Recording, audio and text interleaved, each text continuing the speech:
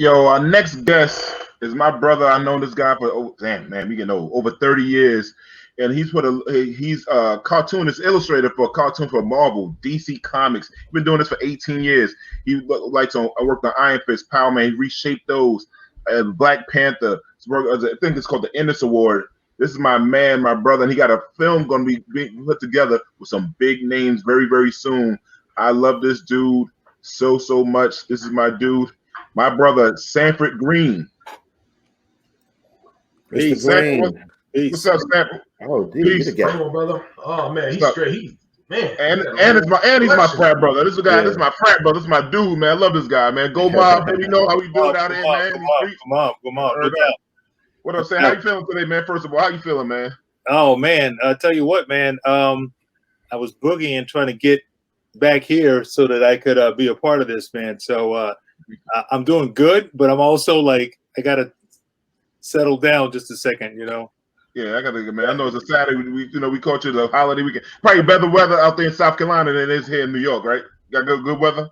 Oh yeah, man. It's honestly, I thought it was going to there was going to be a bad storm coming through, but for some reason God said not today. So it's beautiful out here right now. All right, that's what's up, man. So Sanford, man, I was telling people you wrote for Marvel. You drove for Marvel, DC, man. So what's one of the favorite characters that you ever put together and worked on? Well, honestly, I think you mentioned it earlier. Working on Luke Cage, man. When I was a kid, that was the first character that I saw that had my skin color, right? Yeah. Well, technically, it was the Falcon, but I only saw him in like kind of like when he was a part of the Avengers, but he wasn't like featured as much back then. And I wasn't aware of his Captain America team ups. I just knew about the event. You know, you're 6, 7 years old, you see comics, you don't know what you're looking at, you don't know the history.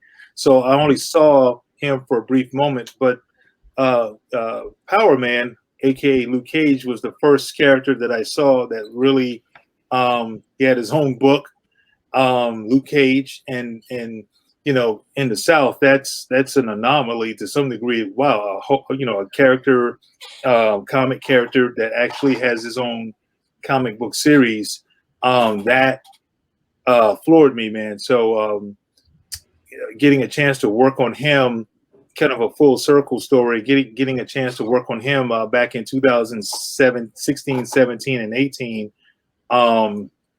was kind of like a dream come true. So that's my guy right there, man. And Iron Fist too, man, but definitely Luke Cage. Sanford, let me ask you this.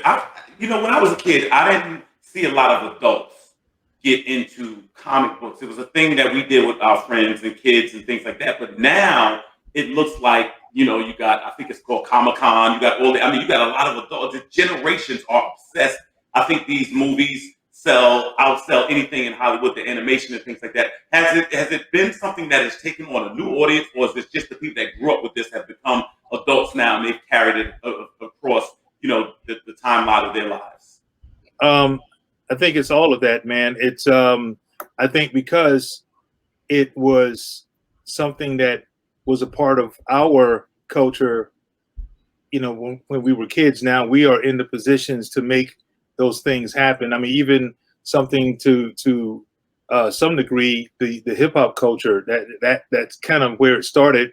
It really started to take shape in terms of the notoriety right around the time when we were teenagers. So, fast forward, we're now, people that are in these positions, whether it be as a fan or as some, person that's in the industry. We grew up with those things. We're influenced by those things. So it created the zeitgeist for this time. So even if you didn't grow up in it, because it's what's happening now, you're into it. Yeah. Stanford, I need you to help me out, man.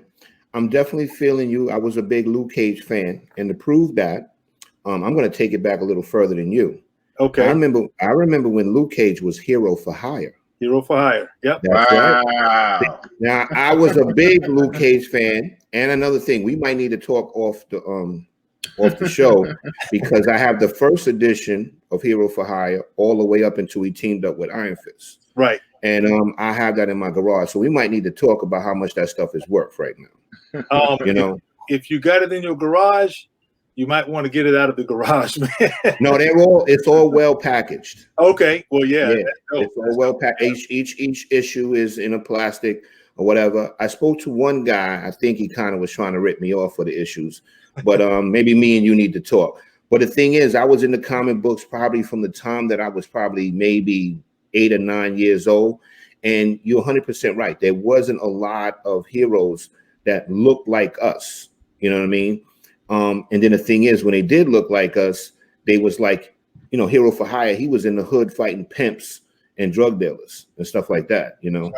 Right. But I was pretty impressed when you talked about Luke Cage and Power Man, you know. Yeah, no doubt. I mean, kind of a cool story. When the show launched, they used some of the storylines that I was a part of in the comics. Mm-hmm. A lot of the things you just shared about the tropes of him fighting pimps and hustlers, and you know, they kind of gave a nod to that. We did the same thing in our book where it was kind of like, you know, he's more than that. As a matter of fact, our story is again a lot of what took place in the actual show, where he's a lot more mature. He's not all the, you know, the jive talk and the correct. Again, all those tropes that were, you know, a part of that time period. Honestly, you know, it was the blaxploitation era. So, and you had creators at that time who were all white males, and so they only saw the peripheral, you know, image of these characters. So they went off of what they thought was connecting, you know, and to some degree it did, but you know, again, it was stereotypical type of stuff, right? You know. That's why we got Power Man with the tiara and the disco shirt. Remember that? Yeah. You know what? I remember, man, back in the days, just you know, collecting comics as a kid, man, and you know, we was really serious into it, man. You know, you'd have like the plastic, and you had the little cardboard, and you know, you take the whole thing. It was like a whole, almost a ritual to it, man. You know, and it was like, it was serious, man. It was serious business, and you know, and as we as we fast forward to now, you see a lot of those old storylines come into the movies and everything, and you know what I mean. And you like see it now, like right now. Well, maybe not right now, but I remember when they started hitting the screen. It was like, yes, these are all the storylines that we really, really wanted to see. You know, this is how we really wish we could have had it. You know, we always wanted a superhero live action movie. You know, right? I'm just kind of wondering now, though, like how much do you think that what's going on in the comics moving forward? Because now we're kind of caught up in, you know, how much of moving forward, how much of the comic books going to influence the movies, or I should say the movies influence the comic books right now? Is there going to be any crossover, you know? Maybe we're looking forward to a time where maybe we have a story arc that happens in the comics and then it kind of transforms into the movies and maybe back the other way. You know what I mean? Like how, you know, what do you think what do you think the synergy is going to be looking like, man? You know? Well, right now, man, truth be told, Marvel is kind of showing the entire industry how this is going to probably take shape here in the next 5-10 years, where the films are going to dictate what happens in the books. Right now, it's a little bit of both right now, where they have all the material from the comics, from all this history, and that's their source material. So they take that and then they bring it into the films, but then they altered some of the characters in the films. Like I'll just use Nick Fury with Samuel Jackson. In the comic, he's a white guy. Right. And in the film, him being Sam Jackson, he became so popular that it transitioned to the actual book. They're trying to do what they call retconning, where they basically take the history that was already there and they plug in something else that oh, you didn't know that, you know, Nick Fury had an affair with this black woman back in the 60s and had this kid. So boom. So they can keep what was already there, but also kind of splinter off and give you whatever is happening in the film. So you're going to see a lot more of that. It's a lot of back and forth right now, but you know, because these movies are starting to, you know, become TV shows and all, you know, all these other different venues, a lot of that is going to dictate what happens in the books. Like Shang-Chi just got showed the trailer, and now they're doing a new series based on Shang-Chi, and it's more than likely going to stream. It's going to stream from what happens in the film.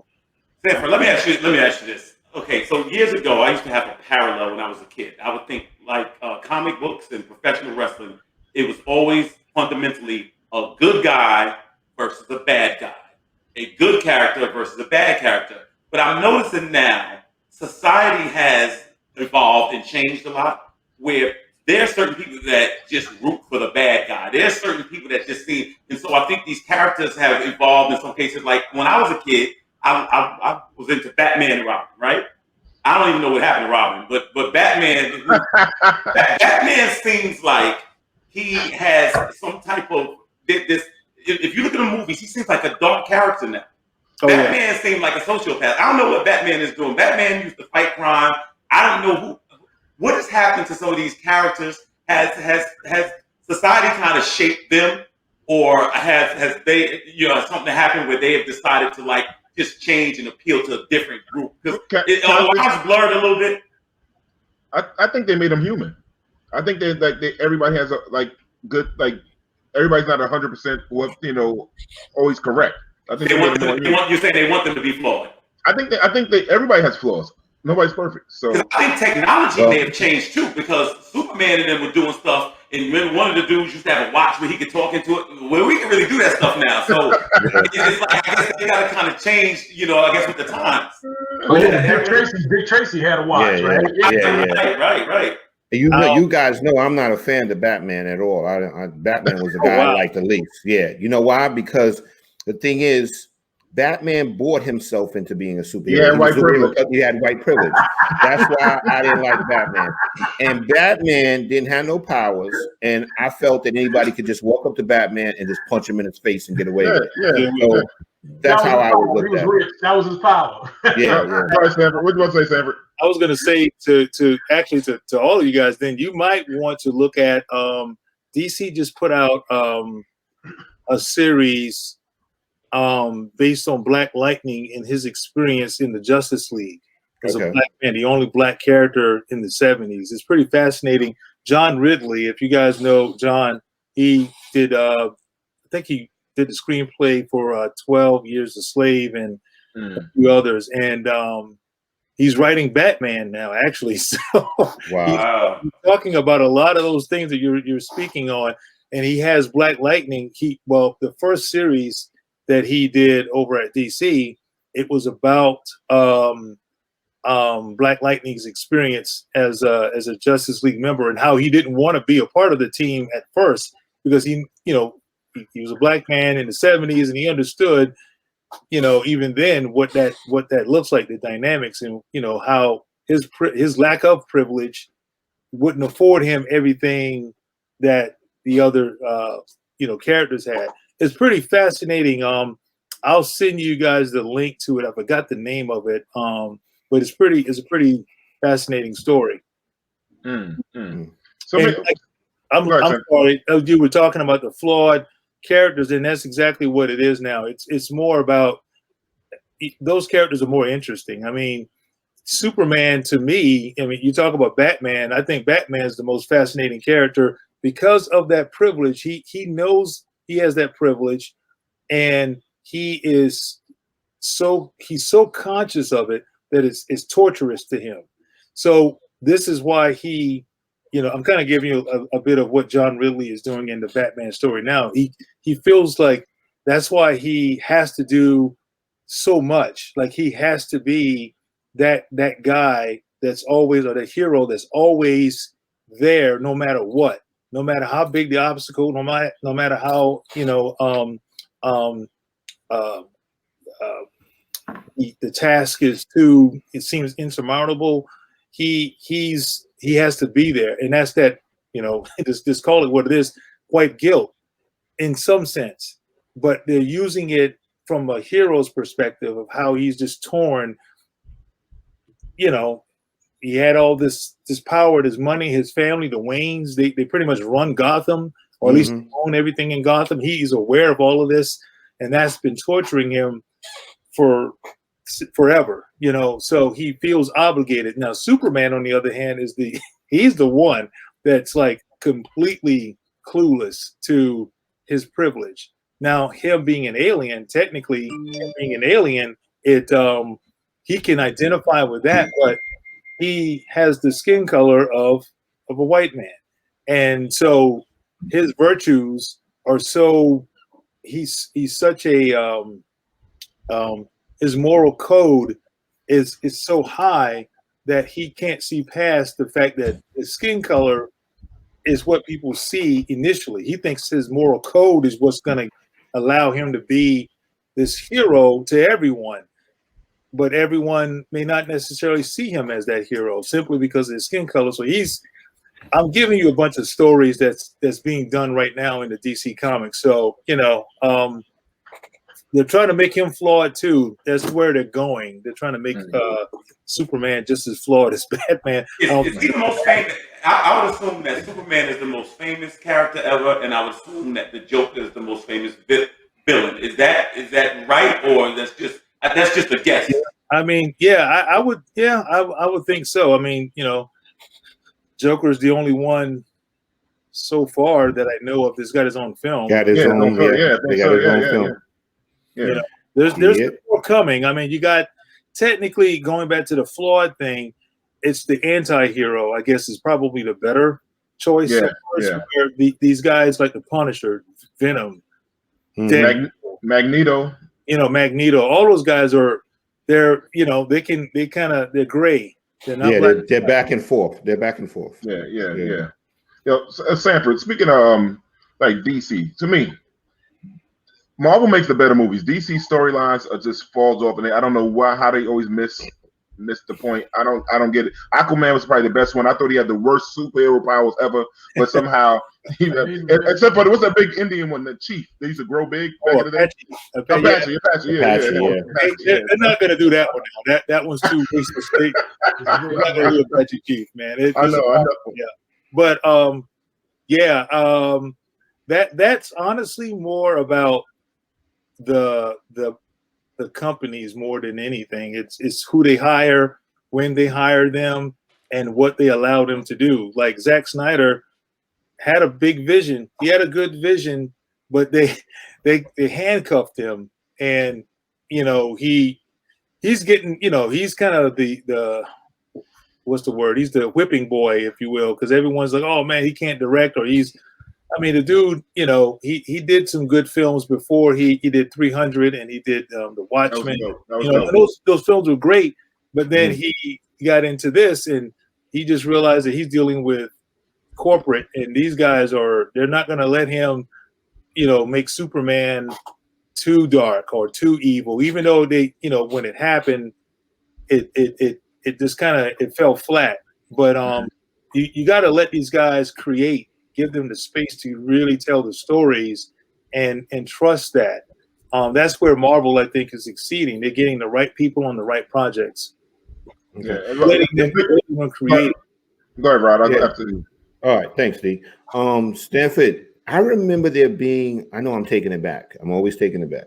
But there was another black superhero that I remember, and they gave him his own comic book, but it was very short-lived. Do you remember Black Goliath? Oh yeah. Like whatever happened with that? Or that's just too long ago. Yeah, well, that okay. So did you guys see Ant-Man at all? Okay, he was in that. That was Lawrence Fishburne was Black Goliath. Wow, I got to rewatch it now. Yeah, I can watch it. But I mean, now that being said, I don't know what they're gonna do with that character. I actually had a thought about pitching something This was about 2 years ago to Marvel, and I just said, nah.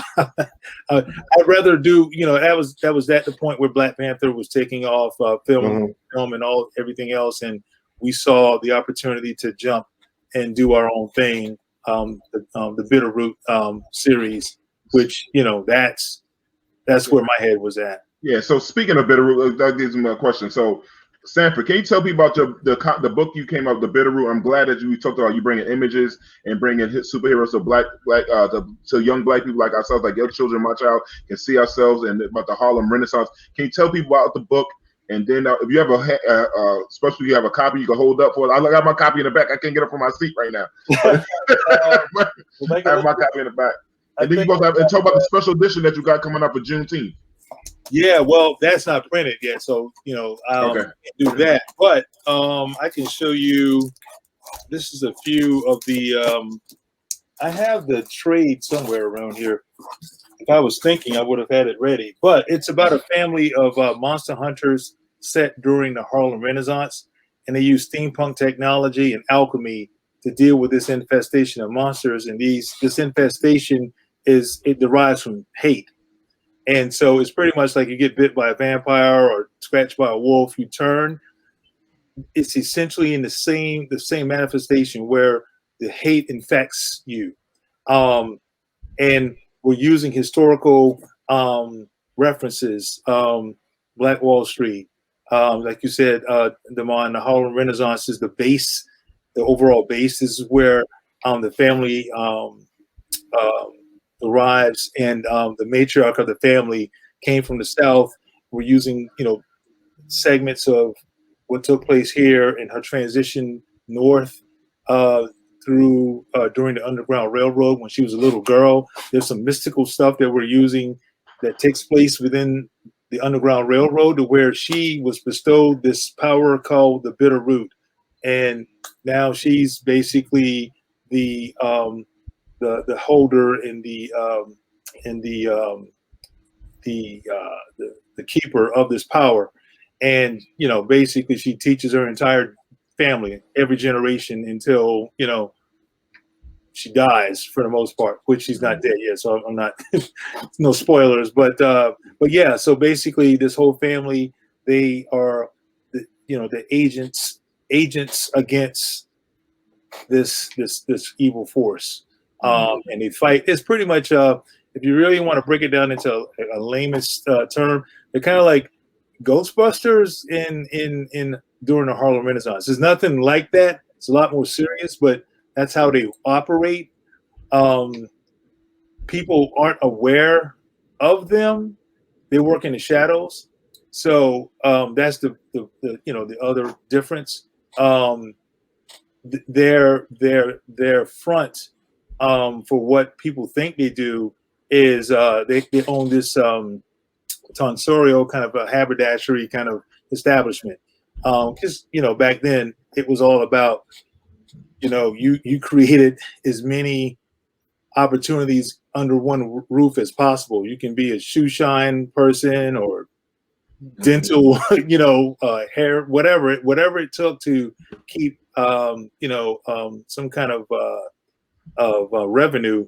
That's what you would do. So people think that that's what they to deal in herbals and things of that nature. So that's what people think they're about. There are some that are aware of them. They just don't know them quite. They know that there's a group of people out there that are dealing in some supernatural stuff, and that's where you'll see other characters come into the story that are aware of them and they're looking for them. Some good, some have good intentions. Some definitely have very evil intentions about trying to find them and deal with them. And so yeah, we have the series has been out since 2019 or 18. Yeah. Sanford, let me ask this question. Everybody would love to do something that they're passionate about for a living. You obviously are a person that's able to do that. Could you give us a little insight on how you developed the love for this field and how you got into it? Well, trying to make a long story short, saw cartoons as a kid, Saturday mornings, back when cartoons were real cartoons, right? Yeah. Super Friends, Spider-Man, so on and so forth. And one day I went with my mom to the local Kmart, and there was a spinner rack. That's why I got a spinner rack right now, man, because it's that whole nostalgia thing. Excuse me. And saw this spinner rack, and I never seen this thing before, and it had these comics on it. First time I ever really seen comics, but I noticed there was Superman on one of the covers and Batman. I'm like, wait a minute, that's actual the characters that I see on the cartoons. So my 6-year-old brain is starting to put it all together. Like, oh my God, this is, the same thing in book form. That means I can take this stuff, hopefully, and because I used to try to draw from the TV, and of course, this is pre even VCRs, man. I think so you're just trying to capture this stuff, and now I got this book that I can possibly use to create these images. And so my mom saw that I was there. This is back in the days where your mom can leave you in the store. Right. She goes back and she knows that you're right in that same spot, section or whatever. So that she saw that I was into that, or at least I looked interested, and she said, okay, I'll buy it if you read it. And she set me on a path that never looked back, man. Wow, very nice. Yo, Stanford, I got a great concept for a Black superhero. Stanford. Oh, I'm sorry.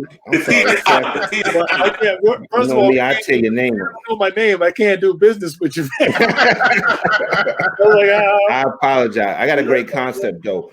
Why don't we create a Black superhero that battles your evil baby mama and family court? You know what's funny? You might want to talk to my man Carl Jones. I think he's got if you know who Carl Jones, he helped to produce the Boondocks. And, okay, I know the Boondocks. Yo, I wish they would bring that back so bad, man. I had the DVDs and I wish they would bring that one back, man. Everyone. They are. It's just tied up in some, some of the licensings and things of that nature. I think I got a few friends that are working on the new series. I thought Al Sharpton was still trying to block it or something. I was like, come on, Al, let it go, Al. Let it go. You know what I'm saying? Go ahead, man. No, so listen. Huh? You good. Oh yeah. So I want to talk more about the film that's going to come out. Like, can you tell people who discovered your comic book and who's the person that wanted to produce your film? And who's going to if you can't talk about who's going to direct the film? Right. So when the book came out, and kind of quickly on this too, the reason why we did this book was a lot of what we're talking about, right? We're talking about empowerment, seeing yourselves, that feeling that I got, that I think we got as well when we saw a character that looked like us in the comics as a little kid. It just enamored me. And here's fast forward 40 some odd years later, Black Panther the film comes out, and this thing is changing people's lives, like on screen and off screen. You see whole different institutions, schools, universities, grade schools taking bus loads of kids to go watch this film. Yeah. And it was just so it's very transformational. And I was a part of that, working on developing some of the concept stuff for the film, and that was awesome and a great experience. And then it just dawned on me that once this is over, then what else is next? It's like you got this Black Panther, and but that's just one. What about every other character, Black Goliath or whatever else that might be out there? There's no real plans for any of these other characters. So, and then to take it a step further, I realized that even with that, no matter how much I want to do Black Goliath, if Marvel says we don't want to do it, they're not going to do it. They can care less, right? Yeah. And so that's when we started thinking, we need to start developing our own thing. We need to make our own, path to creating some content that's going to really be transformational, because that's the next step. There's a lot of creator-owned titles out there right now. I got my friend Robert Kirkman. He created Walking Dead, and you know where that thing is. I mean, I don't care if you read comics or not. You know about Walking Dead, but you know, here it is. This is a Caucasian male creating this content. I'm like, why can't we do that for you know us? Why can't we create some black content and make it just as important or as powerful as Walking Dead or even a Black Panther? So that's what really got us motivated. And long story short, we created the book. It started doing really well. You know, truth be told, it was the first Image Comics. These are the guys that created Spawn. The Walking Dead is at this company. You know, books like that, Invincible. If you guys seen the new show that's out now, that's over there. And then you got us, and we're the first all creative black team at Image in like 25 years. Wow. You know, which is kind of telling in itself. So people were, you know, they were definitely all over this thing, and we knew people were starving for something new, and it got us the recognition, started getting us a lot of recognition. We won those awards that you were talking about, and you know, now we get, you know, when that happens, then Hollywood comes. So Legendary, the guys that did Godzilla and King Kong, all those films, they reached out to us, and they gave us a deal that was better than any other deal, even better than just kind of a sidebar. Jordan Peele reached out to us about it. John Legend reached out to us about it, or his studio did, and none of them had a better deal than Legendary. So we were like, okay, we're going to go with these guys.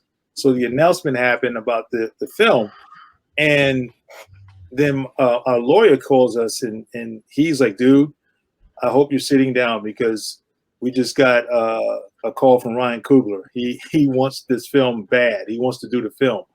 And we're like, dude, that's the one guy that I thought wouldn't have the time, or, you know, maybe he would be interested, but just didn't have the time, because we were asked about, you know, our wish list of people that would, and he was number one, no lie. He was number one simply because of what he did with Panther. And, you know, he's just a great director, and he's a fan of this stuff too.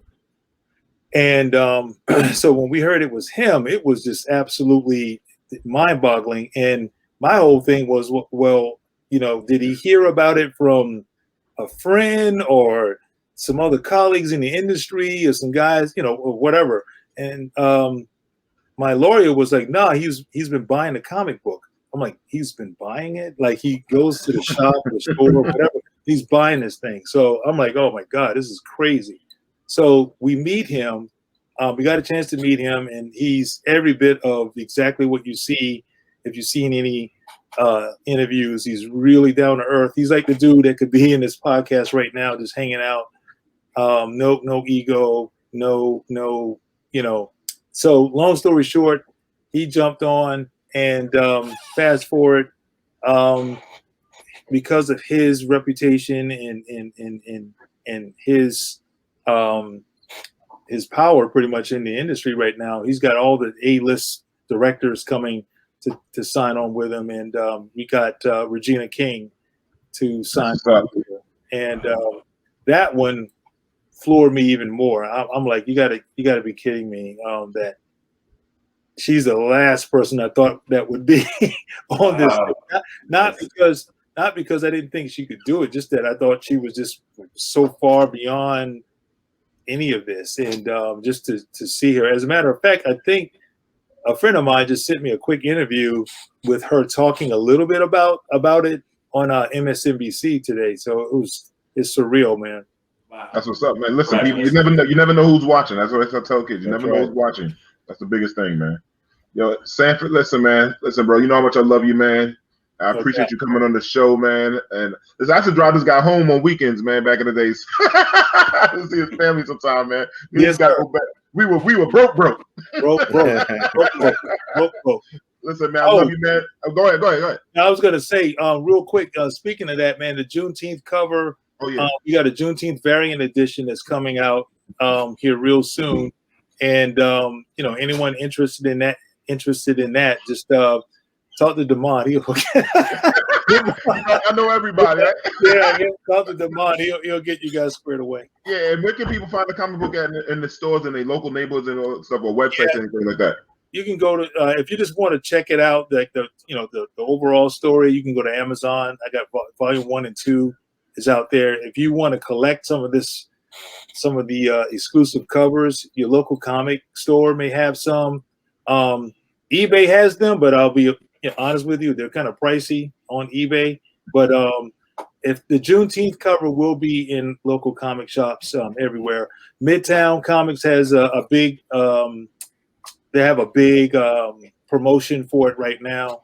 If any of you guys in New York, they got a big promotion for it right now. Mm-hmm. Yeah, man. I would like to also say for one time, man. I have two preteen boys, and I talk to them all the time about the need to make conscious decisions regarding image and choosing people or heroes that remind them of themselves, seeing themselves in character, seeing themselves in imagery. So I'm just glad that you're there, brother, doing what you do, and I'm definitely all over it from here on out. Thank you. Yeah. Thank you. And listen, you talking about Ryan's a down as brother. Now this is a down as brother. Cool's a fan. Always been like this. Always been a cool dude, man. Always been a good sweetheart, like nice guy. Like, you know, I love this guy. Love his wife too. You know, she called us old the other night. I was kind of mad. She called me and him old the other night. Hey, that was man. messed up, man. Sometimes you gotta just kind of let it ride, man. She loves to throw it in there. I'm like, look, you right behind us. It ain't like it's right. She forgot we all went to school together. Like she's like, she clown us the other night on our age, man. But we still look good by our age, man. Tell them, man. We still look good by it, right? Listen, brother, man. I hope to see you soon, man. I love you a lot, man. Wish you number the best. I still want my red carpet tickets. Remember, I said that. I want those red carpet tickets when this movie released, man. Seriously, man. Hey, we're trying to make it a black carpet, man. That's right. That's right. Yo, make it a black carpet for real, man. I'll be there in kente cloth too. I tell you what, Ryan Coogler would be the one, man. That dude he's very unapologetic about it, man. Yeah, I remember he came to talk to our kids with Damon, who just chimed in. He came to talk to our kids. You and him both came on there and chopped it up with the kids for free. And I love that. Like, y'all gave your time, man. We really appreciate that too, man. Seriously, man. Yes, sir. Right, man.